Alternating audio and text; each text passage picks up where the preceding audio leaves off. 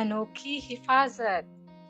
सुहेल एक कंपनी में जॉब किया करता था और उसे अपनी कंपनी की तरफ से ही शहर में एक फ्लैट दिया गया था जहां पे उसने अपनी रिहाइश रखी हुई थी।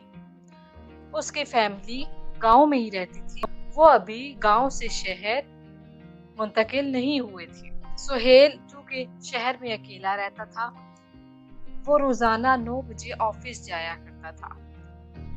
ऑफिस जाते हुए एक दिन उसको अपने घर के बाहर कुत्ते का एक जोड़ा नजर आया, जो कि उसको लगा कि ये भूखा है।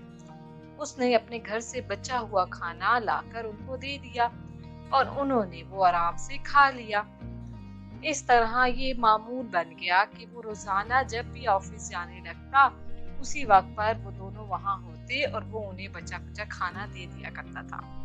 अब उसकी भी एक ये आदत बन गई थी और उन कुत्ते के जोड़ों की भी ये आदत बन गई थी। यूं ही वक्त गुजरता गया। सुहेल उन दोनों से मानूस हो गया था और वो भी जब भी वो ऑफिस जाने लगता या वापस आता तो उसके आने पर उसके आगे पीछे फिरने लग जाती थी और सुहेल समझ जाता था कि इन्हें भूख लगी है।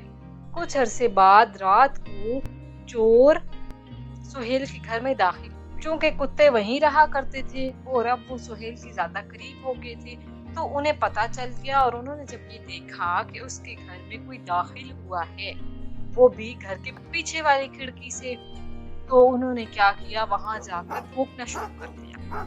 अब जो चोर थे वो भी डर गए कि ये क्या हो गया, हमें तो इस बारे में कुछ मालूम नहीं था।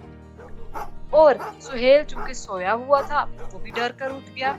इस टाइम ये लोग क्यों भौंक रहे हैं, इतना शोर क्यों मचा रहे हैं। वो जल्दी से उठा और अपने कमरे के दरवाजे से बाहर आकर देखा। जैसे उसने देखा, वहां 2 चोर मौजूद थे और वो घबराए हुए थे क्योंकि वो कुत्तों की आवाजों से डर गए थे। सुहेल ने जल्दी से पुलिस को फोन किया और इतना बाहर से कुत्तों के शोर की वजह से वो घबरा गए। अब हुआ क्या, सुहेल ने पुलिस को अंदर आने का इशारा किया। पुलिस ने उन दोनों को पकड़ा और अपने साथ ले गई। अब सुहेल बहुत मुतमईन और खुश था कि उसने जो उन कुत्तों की खिदमत की थी उसका उसे इतना अच्छा सिला मिला था। वो खुश हो गया और उसने उन दोनों के रहने के लिए अपने घर में एक जगह बना दी। अब वो उनको अपने घर का एक फर्द समझता था और उसी घर में उन दोनों को रखा हुआ था।